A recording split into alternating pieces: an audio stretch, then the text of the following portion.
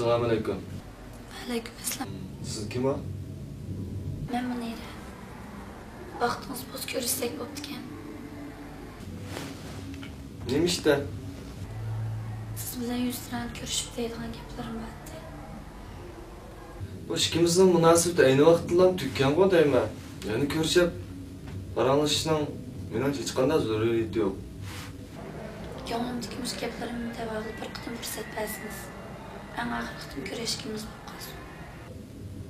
Bo'ldi. Yana yarım saatdan keyin ko'rishaylik.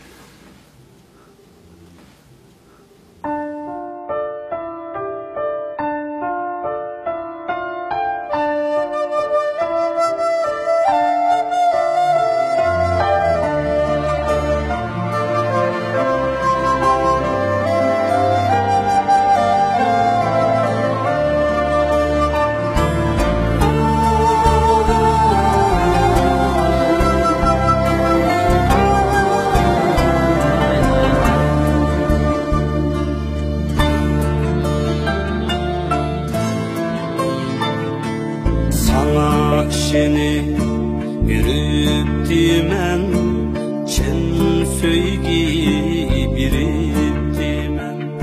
Sana seni yürüttümen, çen söйgi biriptimen. Al dedim, meni al dedim, ey bivapa bivapa. Al dedim, ey bivapa bivapa.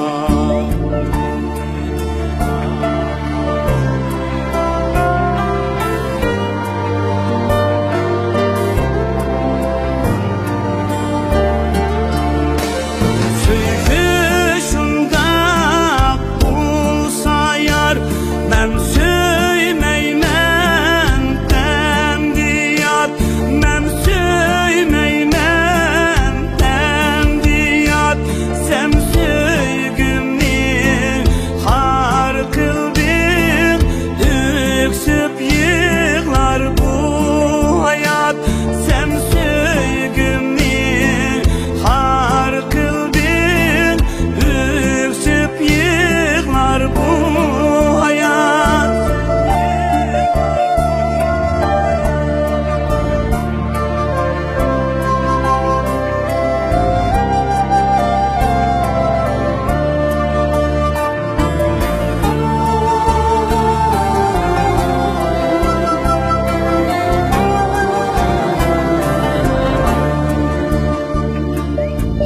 Söygiler sen bilmedin, akidemni al dedim.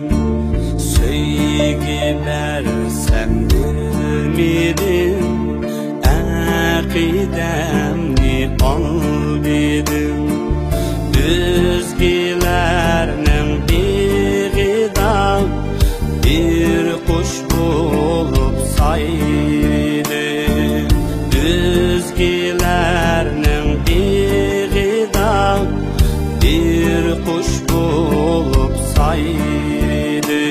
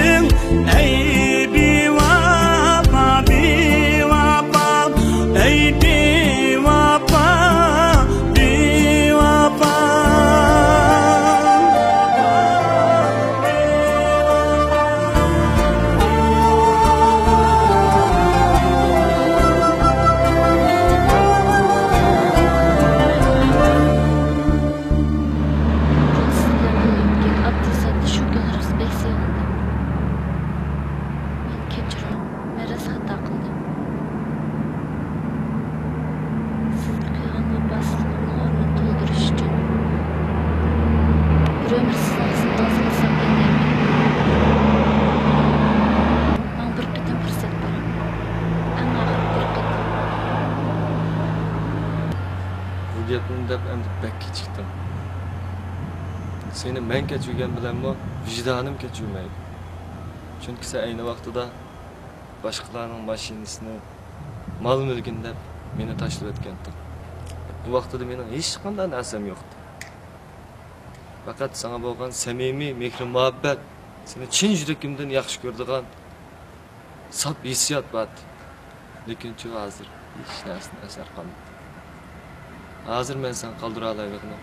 Faqat ayni vaqtida sen mendan ustun ko'rgan asl mashina, mal mulk. Ben boshqa. Sana bu kelmedi. Yaşam rahmet.